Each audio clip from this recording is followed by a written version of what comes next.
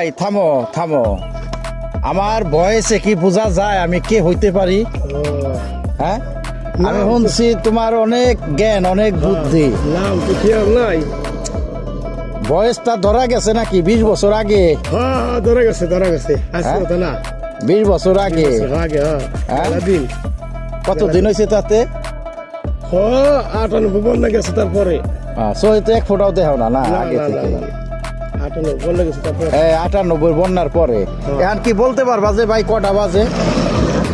হ্যাঁ? কয়টা বাজবে? 5টা বাজে। 5টা।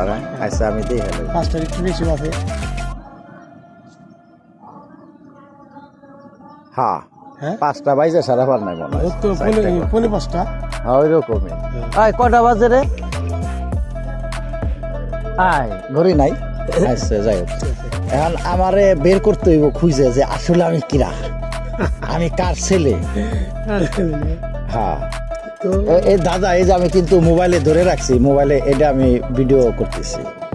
আমার ধরতে হইব যে আমি বাটিমুড়ি মাতবর বাড়ির পোলা, 20 বছর পর তোমার সাথে দেখা হয়েছে, এখন বলতে হইব যে আমি কিরা।